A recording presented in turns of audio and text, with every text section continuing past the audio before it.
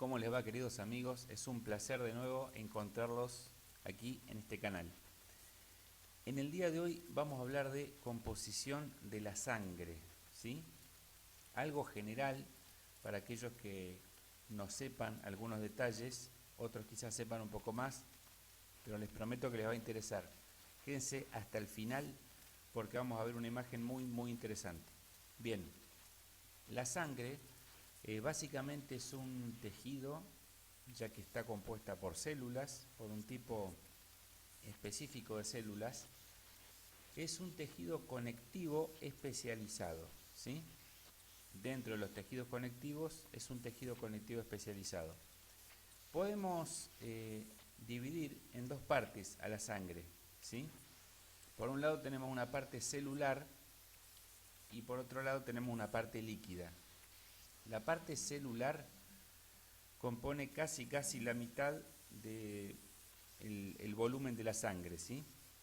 Un 45% aproximadamente. Dentro de la parte celular vamos a diferenciar tres líneas que son las tres líneas importantes. Por un lado tenemos a los hematíes, que antiguamente se llamaban glóbulos rojos, también llamados eritrocitos. Por otra parte tenemos a los leucocitos o glóbulos blancos. Y por último tenemos a las plaquetas, ¿sí? Eso por un lado, esa es la parte celular. Estas tres líneas celulares son originadas a partir de una célula que le llaman célula madre, ¿sí? Y comienzan a diferenciarse y a originarse en la médula ósea, que es aquel tejido blando, blanquecino que está en el interior de las vértebras, ¿sí? De la médula. Algunos, o sea, la mayoría se originan en la médula y otros, como el caso del linfocito T, ya vamos a ver, también se pueden originar en ganglios linfáticos y el timo, ¿sí? Que es un órgano. Bien, la parte líquida está representada por el plasma. ¿Qué es el plasma? El plasma es un líquido que tiene un 90% de agua, la mayoría es agua, y en él están disueltas las sustancias más importantes, como podemos poner de ejemplo a las proteínas, a los hidratos de carbono o azúcares. Cuando hablamos de hidratos de carbono hablamos de glucosa, ¿sí? Principalmente. Lípidos o grasas, como por ejemplo colesterol, triglicéridos, las vitaminas, todas las vitaminas, y minerales. Los más abundantes de los minerales pueden ser sodio, potasio, son el sodio y el potasio, calcio, magnesio, etc. Es decir que en ese medio líquido están todas las sustancias que nuestro metabolismo necesita: proteínas, hidratos de carbono, lípidos, vitaminas y minerales. Bien. Bueno, hablando de nuevo de las células, de las tres líneas celulares, lo importante, lo que tienen que saber es la función de cada una de ellas. Por un lado tenemos a los hematíes, o glóbulos rojos. Son los encargados de oxigenar a todos los tejidos del cuerpo. ¿Por qué hacen esto?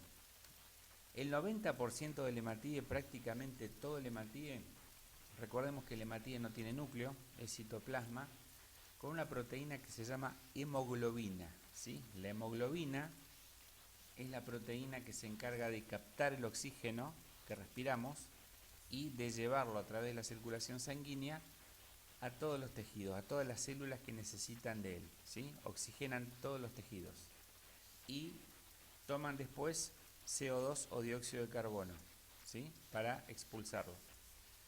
Esa es la función de los hematíes. Por eso adquieren este color rojo cuando tienen oxígeno. La proteína, que es la hemoglobina, tiene hierro en su constitución y el hierro es el encargado de captar al oxígeno. Por eso es tan importante la presencia de hierro. Y cuando hay déficit de hierro, imagínense lo que pasa, ¿sí?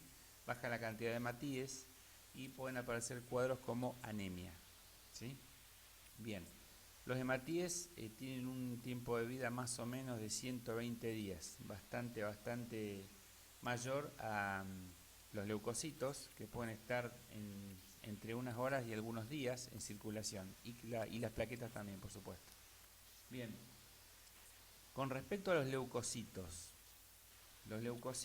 o glóbulos blancos son los encargados de formar la defensa inmunitaria contra toxinas de microorganismos, ¿sí? Y también de promover y desarrollar el proceso de la inflamación, ¿sí? Que aparece, bueno, cuando en nuestro cuerpo ingresa un antígeno o una toxina, ¿sí? O también por un golpe. Bien, hay muchos tipos de leucocitos, ya los vamos a ver. Por otro lado tenemos a las plaquetas que también se originan en la médula ósea, como habíamos dicho, las 3 líneas celulares en la médula ósea, y se forma a partir de una célula que se llama megacardioblasto, que después se diferencia en megacariocitos, ¿sí? Esas serían las plaquetas. Participan en el proceso de la coagulación, es decir, evitan el sangrado. Cuando tenemos una lesión o se rompe un vaso sanguíneo, se forma el coágulo, pero antes del coágulo lo primero que se forma es el tapón plaquetario. Las primeras que actúan en ese proceso de tensión de la sangre para que no haya hemorragia son las plaquetas. Como les decía, dentro de los leucocitos tenemos a dos grupos principales que son los granulocitos. Granulocitos quiere decir que tienen gránulos en el citoplasma, ¿sí? Y los agranulocitos.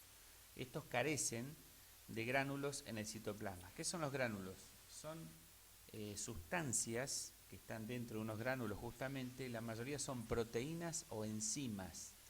Esas proteínas y enzimas tienen varias funciones. Por ejemplo, cuando van a fagocitar, van a atrapar una célula extraña o un antígeno, liberan este contenido.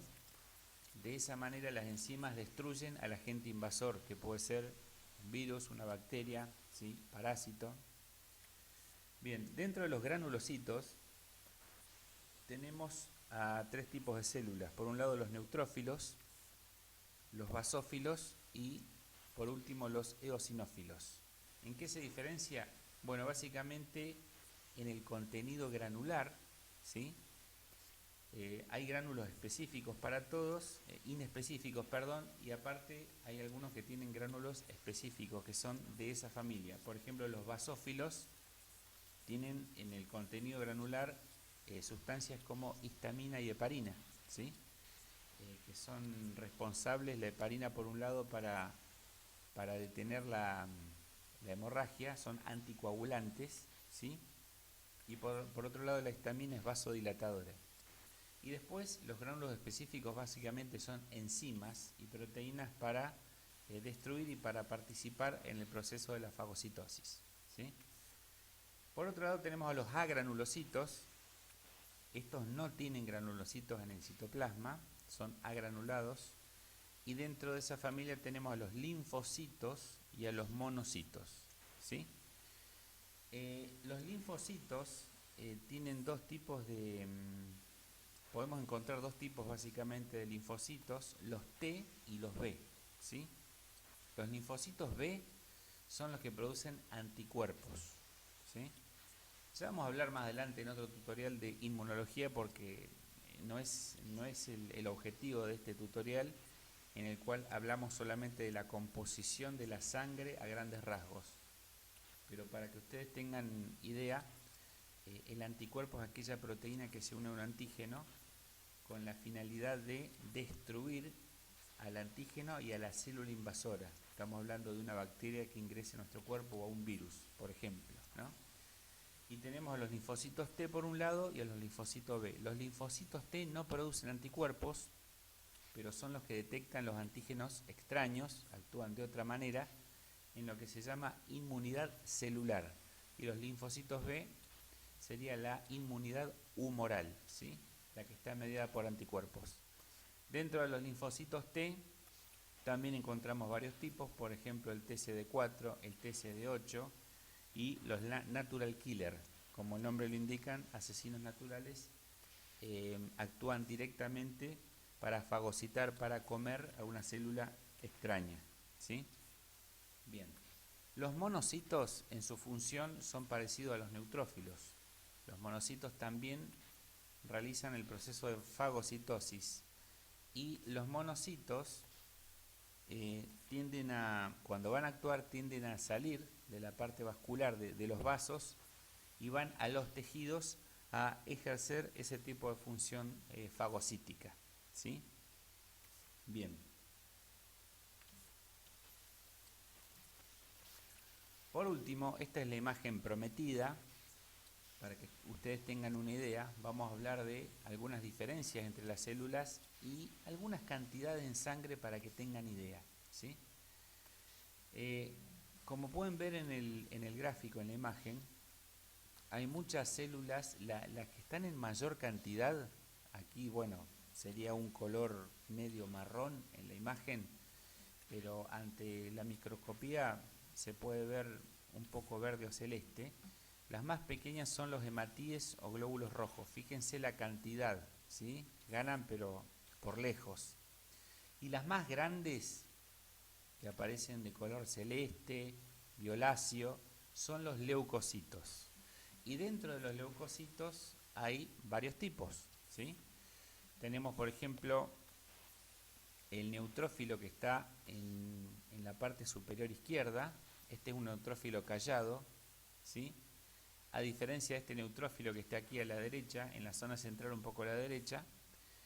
En el caso de los neutrófilos, el núcleo que está en el interior, que se ve de un color púrpura, es, fíjense que tienen como un estrangulamiento. Esos son los lóbulos, ¿sí? Pueden ver 2, 3, 4 lóbulos. En cambio, en el neutrófilo callado no ven lóbulos. Fíjense que el núcleo es arriñonado, es como una luna creciente, ¿sí? Fíjense el doblez que tiene, pero no está estrangulado. Cuando hay muchos neutrófilos callados, o encallados también le dicen, significa que hay un proceso infeccioso en la sangre. Por eso aumenta la cantidad. Normalmente en sangre se puede encontrar un 1% de callados, ¿sí? Pero ya si hablamos de 6, 8, 10, 12, 15, 20, a mayor cantidad significa que el proceso infeccioso es más intenso y es más reciente. Así que es un dato muy importante para el médico, siempre lo pide, ¿sí? Esto es parte del hemograma, análisis de sangre. Ya vamos a hablar en otro tutorial en qué consta, qué significa el hemograma y qué pruebas contempla. Por otro lado tenemos las plaquetas.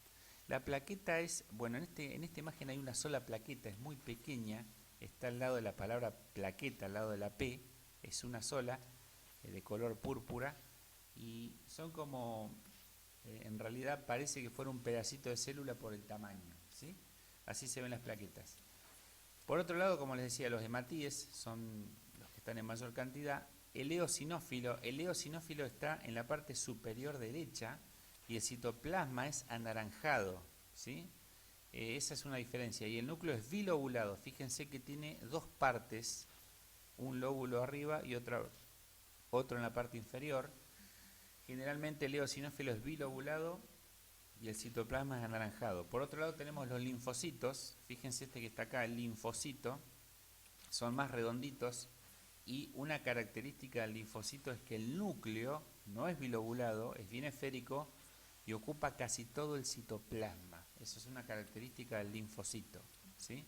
Recuerden que de este hay dos tipos, los B, que producen anticuerpos, y los T, ¿sí? Que trabajan de otra manera reconociendo antígenos, ¿sí? Son fundamentales en la inmunidad específica. Después tenemos a los monocitos, es el que está abajo del todo y viene a la izquierda. Los monocitos tienen un mayor tamaño, son los más grandes de todos los leucocitos, ¿sí? Los más grandes. Fíjense, el citoplasma, bueno, acá quizás no se note bien, pero generalmente es de un color celeste muy claro y el núcleo no es bilobulado y es bastante grande. Y a diferencia del linfocito, el núcleo del linfocito es mucho más oscuro y la cromatina está distribuida heterogéneamente. En cambio, el monocito es más homogénea. De ahí es que el color se ve más homogéneo también en el núcleo. Por último, tenemos a los basófilos, que está bien a la derecha y abajo. Fíjense el punteado que tiene, como si hubiéramos agarrado un marcador negro y le hacemos puntitos. Esos son los gránulos basófilos, ¿sí? Bien, para que ustedes tengan idea, qué cantidad de hematíes hay en sangre por milímetro cúbico, ¿sí? O microlitro, tanto en varones como en mujeres, estamos hablando de 4,5 millones a 5,5 millones más o menos, o un poquito más en sangre. En los varones hay un poquito más en cantidad, ¿sí? En las mujeres un poquito menos, pero ese es el rango aproximado, ¿sí? Estamos hablando de millones, ¿eh? En cambio, los leucocitos, si sumamos todos los tipos de leucocitos, estamos hablando de 4.000 a 11.000 por milímetro cúbico. Algunos dicen que hasta 12.000 es normal, ¿sí? Pero ya si hablamos de 15, 18, 20, 25.000, estamos hablando de un proceso infeccioso. Y por ejemplo, si hablamos de 50.000, podríamos estar hablando de una leucemia, que es una patología mortal. Es muy complicada y si se detecta esta cantidad hay que avisar urgentemente al médico, ¿sí?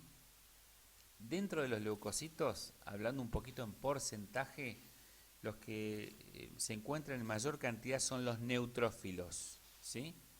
No hablo de los callados, hablo de neutrófilo en general. El neutrófilo más o menos puede estar en un 60% a 70% en sangre. Los linfocitos pueden estar en un 20 o 25%, para que tengan idea, más o menos. Los monocitos de un 2 a un 6%. Los eosinófilos, poquito también, 1, 3, 4, 5%. Eso no significa que si ven un 10% de eosinófilos o un 20% sea muy patológico, pero bueno, es para que tengan idea. Los eosinófilos suelen estar elevados en procesos alérgicos, ¿sí? O cuando un individuo sufre una enfermedad parasitaria, por darle un ejemplo. Y los basófilos también. Los basófilos no superan el 1%, ¿sí? 0 o 1% en sangre es normal. Ya si hay más, también podríamos pensar en indicios de alergia, un proceso alérgico, ¿sí? Bueno amigos, espero que les haya gustado este tutorial. Es algo básico, algo general, para que ustedes conozcan la composición de la sangre y principalmente los tipos de células que hay. Espero sus comentarios, espero que les haya gustado. Así que bueno, nos vemos en el próximo video. Recuerden, el sitio web es www.quimicayalgomás.com. Pueden ver mucho material de otras materias como física, química, matemática, materias exactas. Así que bueno, éxitos en los exámenes. Hasta pronto.